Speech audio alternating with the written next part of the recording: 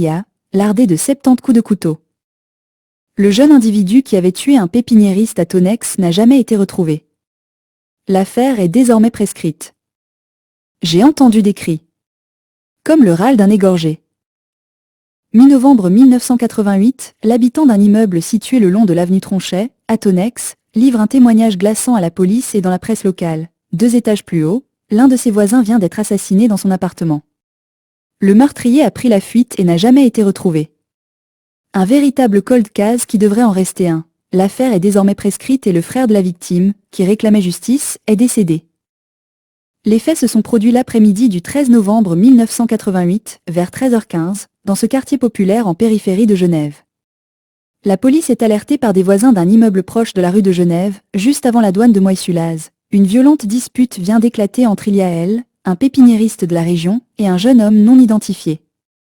Ils s'écharpent sur le palier du 4e étage.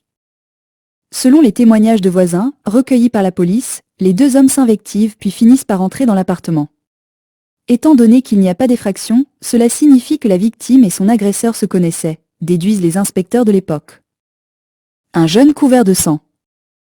Alerté par les cris, un voisin monte au 4e et sonne, mais personne ne lui ouvre.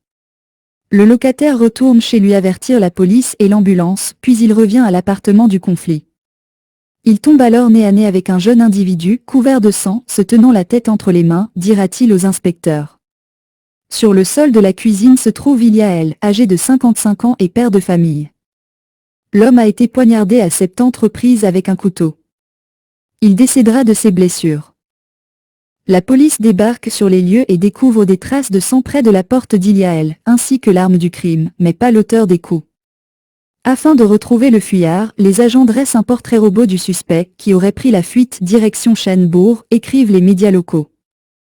Le meurtrier présumé est âgé de 18 à 22 ans, mesure environ 1,75 m. Il a les cheveux foncés, coupés courts devant, longs derrière, le visage émacié.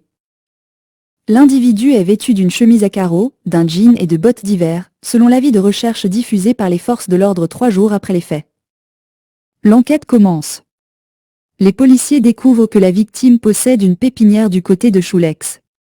Originaire du Valais, où vivent encore ses frères, le discret Ilia a fréquenté l'école d'horticulture de Lullier de 1956 à 1959, selon les registres des anciens élèves que nous avons pu consulter.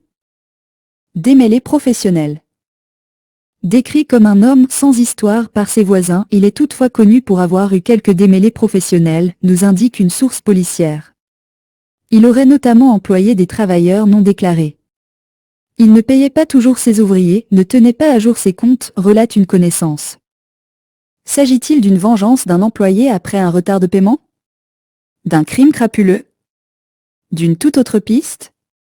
Selon le Blick, suisse alémanique de l'époque, la boîte aux lettres de la victime aurait été vandalisée 2 jours avant le drame.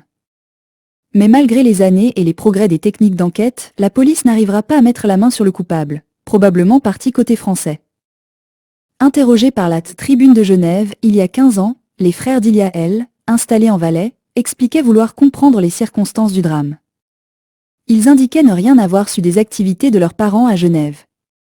En 2006, l'un d'eux avait demandé que toutes les pièces du dossier soient passées au crible au moyen des méthodes « modernes » de l'époque. En vain. La femme et la fille de la victime, elles, n'avaient plus souhaité reparler du meurtre. Un meurtre à la même adresse. Nous avons tenté de joindre la famille d'Ilia, en Valais, à Genève comme en France, sans succès. Le juge d'instruction qui a suivi l'affaire est quant à lui décédé.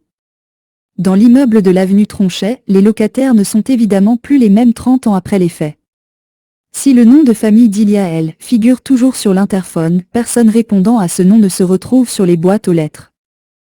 Sur place, ce drame n'évoque pas grand-chose aux locataires rencontrés.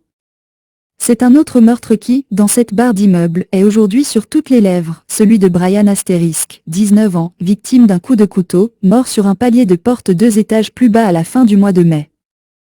La barre d'immeuble où vivait Ilia, près de la douane de Moy-Sulaz.